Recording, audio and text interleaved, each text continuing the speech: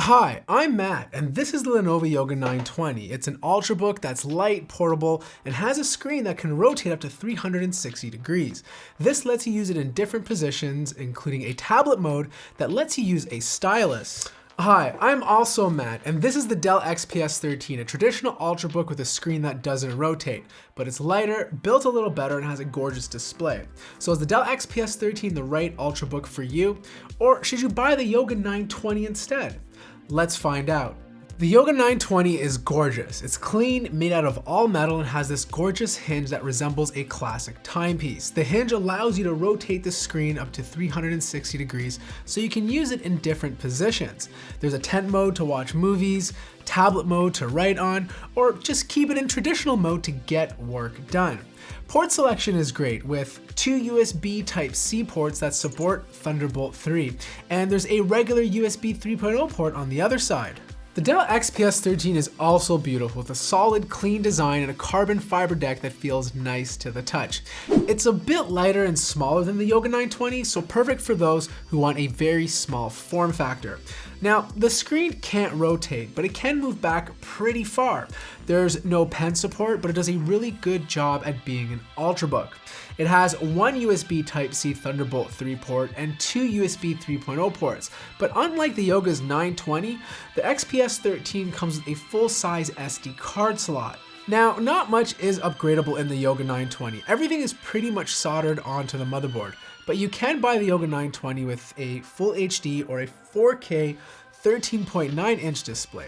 The 4K model, which I have here, has amazing color reproduction and supports touch input. If you're more of a creative and need an accurate display, the 920 hits over 100% sRGB and 81% Adobe RGB, so perfect for those that use Photoshop or do light video editing. The Dell XPS also has most of its hardware soldered onto the motherboard, but the PCIe drive is upgradable. The screen is slightly smaller at 13.3 inches, and there's no 4K model, but there is a QHD Plus option, which is more than fine. The color accuracy is really good, but not as good as the Yoga 920. However, the Dell XPS 13 has an Infinity Edge display, which gives the laptop those very small and clean bezels, providing a more immersive experience. So sound on the Yoga is coming out of two speakers on the bottom, which were tuned by JBL. They get pretty loud for an Ultrabook, making it a good choice for media consumption and listening to videos. The sound doesn't distort at max volumes, but kind of tends to favor the highs. Plus, it's one of the first Ultrabooks to support Dolby Atmos, but you'll need to use headphones to enjoy the experience. Now here's the thing, if you're a big Cortana user and want to talk to your computer from a distance, the 920 has far-field microphones installed to pick up your voice from anywhere in the room. On the other hand, the Dell XPS 13 has the speakers on the sides of the laptop, which is a much better spot. It gets just as loud as the Yoga 920, but has a better balance of sound, favoring the mids and lows. Also, because of the placement of the speakers, you're able to get more of a surround sound effect. The Yoga has a very well spaced out keyboard with Lenovo's U-shaped keys. They feel nice to the touch, but are a bit mushy when you press down. There's about 1.3 millimeters of travel distance and 2 levels of backlighting to choose from. Now, unlike the Dell XPS 13, all models come standard with a fingerprint scanner to quickly log in and keep your computer secure. The Dell XPS 13 also has 1.3 millimeters of travel distance. The keyboard has more of a click to it, making it a bit more enjoyable to type on. There's no standard fingerprint scanner, but you can add one for an additional cost. The touchpad is nice and spacious, and it's using Windows Precision drivers. It's made out of glass and the experience is good, but it's definitely not great. I found the accuracy to be slightly off when moving the cursor. The Dell has a glass trackpad too, and the size is a bit smaller, but because the material they're using on top of it, scrolling is much more accurate than on the Yoga 920. I also found the left and right click to be more satisfying. So let's talk performance, and on the Yoga 920, it's really good with the latest 8th gen Kaby Lake-R refresh CPUs. You gain 2 additional cores for a total of 4. With that, you get a 50% increase in multi-core performance. So what does this all really mean? Well, day-to-day stuff like browsing the web and checking your email, you won't see a huge performance gain. But when using an application that takes advantage of more cores, you'll see the benefits. So essentially, Photoshop, Adobe Premiere, or even transcoding a video will offer you some serious performance gains.